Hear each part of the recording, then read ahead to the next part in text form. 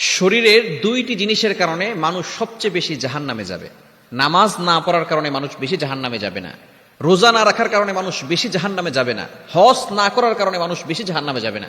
শরীরের দুইটি অঙ্গ আছে, দুইটি জিনিস আছে যে জিনিসের কারণে মানুষ সবচেয়ে বেশি জাহান্নামে যাবে। নবীজি সাল্লাল্লাহু আলাইহি ওয়াসাল্লাম নিজে আমাদেরকে জানিয়ে দিয়েছেন। হাদিসটি বুখারী শরীফ বলেন, বিভিন্ন হাদিসের কিতাবের ভিতরে হাদিস এসেছে। দুইটি কারণ নবী সাল্লাল্লাহু আলাইহি ওয়াসাল্লাম জানিয়ে দিয়েছেন। দুইটি অঙ্গের যদি আমার উম্মত আমাকে দুইটি অঙ্গের জিম্মাদার নেয়, দায়িত্ব নেয়, এবং তারা এই দুইটি অঙ্গ দিয়ে গুনাহের কাজ করবে না, সেই দায়িত্ব যদি তারা নেয়, তাহলে আমি নবী তাদেরকে জান্নাতে যাওয়ার জিম্মাদারি নিয়ে নিলাম। বলেন সুবহানাল্লাহ। কয়টি অঙ্গ? দুইটি অঙ্গ। শরীরের দুইটি অঙ্গ মানুষকে সবচেয়ে বেশি জাহান্নামে নিয়ে যাবে। নাম্বার ওয়ান, এক নাম্বার হচ্ছে ফামুন, মানে মুখ, জিহ্বা। এই জিহ্বার গুনাহের কারণে মানুষ, অধিকাংশ মানুষ জাহান্নামে চলে যাবে। আপনি কাউকে আঘাত করেছেন হাত দিয়ে, এই হাতের আঘাত বেশি দিন থাকবে না, কিন্তু মুখ দ্বারা যদি কাউকে কষ্ট দিয়ে থাকেন, এটা এমন একটা কষ্ট সারা জীবন মানুষ মনে রাখবে। এজন্য নবীজি সাল্লাল্লাহু আলাইহি সাল্লাম জানিয়ে দিয়েছেন, মুসলিম শরীফের হাদিস, আল মুসলিমু মান সালিমাল মুসলিমুনা মিন লিসানিহি ওয়া ইয়াদিহি। A true Muslim is a person, প্রকৃত মুসলমান হচ্ছে ওই ব্যক্তি, whose hand and mouth forsake everyone, যার হাত এবং মুখ থেকে সকল মুসলমান নিরাপদে থাকে। আপনার মুখ থেকে কেউ কষ্ট পাচ্ছে কিনা, আপনার জিহ্বা দ্বারা কাউকে কষ্ট দিচ্ছেন কিনা, অবশ্যই আপনাকে সতর্ক থাকতে হবে। এই জিহ্বা দ্বারা কাউকে কষ্ট দেওয়া যাবে না। এক নম্বর হচ্ছে এই জিহ্বাটাকে, মুখটাকে হেফাজত করতে হবে, জিহ্বা দ্বারা কাউকে কষ্ট দেওয়া যাবে না। নাম্বার টু, দ্বিতীয় নাম্বার হচ্ছে ওয়াল ফরজ, অর্থাৎ লজ্জাস্থান। একটা হচ্ছে দুই চোয়ালের মাঝখানের জিহ্বা, আর একটি হচ্ছে দুই উরুর মাঝখানের লজ্জাস্থান। এই লজ্জাস্থান দিয়ে গুনাহের কাজ করা যাবে না। এই যে রমজান মাস, রমজান মাসে আমাদের কাজই হচ্ছে দুইটি জিনিস থেকে বিরত থাকা। এক নাম্বার, সুবে সাদিক থেকে নিয়ে সূর্যাস্ত পর্যন্ত আহার করা। আহার করি আমরা মুখ দিয়ে, ঠিক কিনা? মুখ দিয়ে আমরা আহার করি, মুখ দিয়ে আমরা পান করি। সুবে সাদিক থেকে নিয়ে সূর্যাস্ত পর্যন্ত আহার করা থেকে এবং স্ত্রী সহবাস থেকে নিজেকে বিরত রাখার নাম হচ্ছে রোজা। এখন মূল কথা হচ্ছে, আপনি রোজা ঠিকঠাক মতো রাখতে পারছেন কি পারছেন না? আপনি আপনার মুখের দ্বারা গীবত করছেন না তো? মুখের দ্বারা মিথ্যা কথা বলছেন না তো? লজ্জাস্থানকে হেফাজত করতে পারছেন তো? তাহলে আপনার রোজা পরিপূর্ণভাবে আদায় হবে। এই জন্য নবীজি সাল্লাল্লাহু আলাইহি ওয়াসাল্লাম জানিয়ে দিয়েছেন, রোজার কারণে মানুষ বেশি জাহান্নামে যাবে না, নামাজ না পড়ার কারণে মানুষ বেশি জাহান্নামে যাবে না। তবে বেশি জাহান্নামে যাবে কোন কারণে? দুইটি অঙ্গের কারণে। এক নাম্বার হচ্ছে মুখ, অর্থাৎ জিহ্বা। এই জিহ্বার গুনাহ থেকে নিজেদেরকে হেফাজত করতে হবে। খবরদার, আপনি কাউকে অন্যায়ভাবে জোর করে, জুলুম করে মুখের দ্বারা কষ্ট দিবেন না। ভালো করে মনে রাখেন, আপনি মানুষের মন ভেঙে দেওয়াটা কত বড় কষ্টের। আমরা অনেক সময় স্ট্রেট ফর কথা বলি, সে আমার দ্বারা কষ্ট পাচ্ছে কি পাচ্ছে না সেই বিষয়ে কোনো তোয়াক্কা করি না।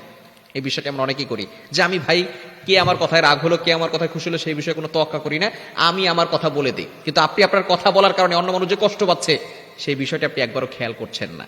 হ্যাঁ, সংশোধনের বিষয় হচ্ছে আলাদা। কেউ ভুল কাজ করছে, তাকে সংশোধন করবেন, সেটাও আদবের সহিত সুন্দর করে, যাতে করে আপনার সংশোধনীয় বার্তা সে ভালো করে শুনে, এটা আপনাকে খেয়াল রাখতে হবে। এজন্য অবশ্যই মানুষের মন ভেঙে দেওয়া মুখের দ্বারা এটা অত্যন্ত গুনাহের কাজ। এজন্য খবরদার, এটা কখনো করবেন না। কাবা শরীফ ভেঙে দেওয়া, এটা কি কম গুনাহের কাজ না বেশি গুনাহের কাজ? কাবা শরীফ তৈরি করেছে ইব্রাহিম আলাইহিস সালাম আর ইসমাইল আলাইহিস সালাম, অর্থাৎ ইব্রাহিম আলাইহিস সালাম আর ইসমাইল আলাইহিস সালাম, দুই নবী, দুইজনে মিলে, বাবা এবং সন্তান মিলে এই কাবা ঘর নির্মাণ করেছে। এখন কোন ব্যক্তি যদি কাবা ঘর ভেঙে ফেলে, তাহলে কি পরিমাণ গুনাহের কাজ করলো।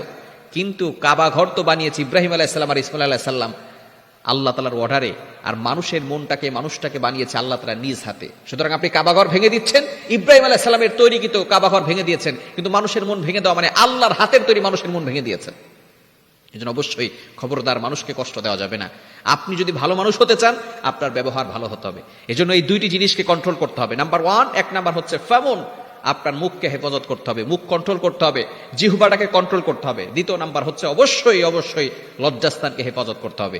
এই দুইটি জিনিসের যদি আমরা হেফাজত করতে পারি, তাহলে নবীজি সাল্লাল্লাহু আলাইহি ওয়াসাল্লাম জানিয়ে দিয়েছেন, আমি নিজে তাদেরকে জান্নাতে যাওয়ার জিম্মাদার নিয়ে নিলাম। এজন্য আমরা দুইটি জিনিস হেফাজত করতে পারবো না ইনশাআল্লাহ। আল্লাহ তাআলা আমাদের সকলকে বুঝার তৌফিক দান করেন। যে ব্যক্তি প্রতিদিন ফজরের নামাজ আদায় করে নিম্নোক্ত দোয়াটি 100 বার পাঠ করবে, মহান আল্লাহ তাআলা তার রিজিকের পেরেশানি দূর করে দিবেন, জান্নাতের দরজা খুলে দিবেন এবং কবরে মুনকার নাকিরের প্রশ্নের উত্তর। রোজা অবস্থায় কোনো ব্যক্তি যদি এই দোয়াটি একবার খালেস নিয়তে পাঠ করে, তার আমলনামায় 14,000 কোটিরও বেশি সওয়াব তার আমলনামায় দেওয়া হবে। দোয়াটি হলো, আল্লাহুম্মা গফির লিল মুমিনিনা ওয়াল মুমিনাত ওয়াল মুসলিমিনা ওয়াল মুসলিমাত। দাওয়াতের নিয়তে সওয়াবের আশায় এই ভিডিওটি অপর মুসলমান ভাইকে শেয়ার করে জানিয়ে দিবেন। এটা অনেক দামি সূরা, এটা অনেক মূল্যবান সূরা। বিষ্ণু বলেছেন, এই সূরাটা যে পড়বে তার কবরের আযাব হবে না। চারটা কথা আল্লাহর কাছে সবচেয়ে প্রিয়। একটা হচ্ছে সুবহানাল্লাহ, আর একটা হচ্ছে আলহামদুলিল্লাহ, আর একটা হচ্ছে লা ইলাহা ইল্লাল্লাহ, আর একটা হচ্ছে আল্লাহু আকবার। এই দোয়াটা পড়ে ছেলে মেয়েদের ফু দিবেন। মুফাসসির বানায় দিবে কে? যুগ শ্রেষ্ঠ আলেম বানায় দিবে কে? ফাক্কিহু ফিদ্দিন ওয়া আল্লিমহু তা'বিল। মুখস্থ থাকলে ভালো, না থাকলে এই যে রেকর্ড হইতেছে ইউটিউবে শুনে নেবেন। আম্মা জান আয়েশাকে আল্লাহর হাবিব শিখাই দিলেন, আয়েশা কদরের রাত যদি পাও এই দোয়াটা করো, আল্লাহুম্মা ইন্নাকা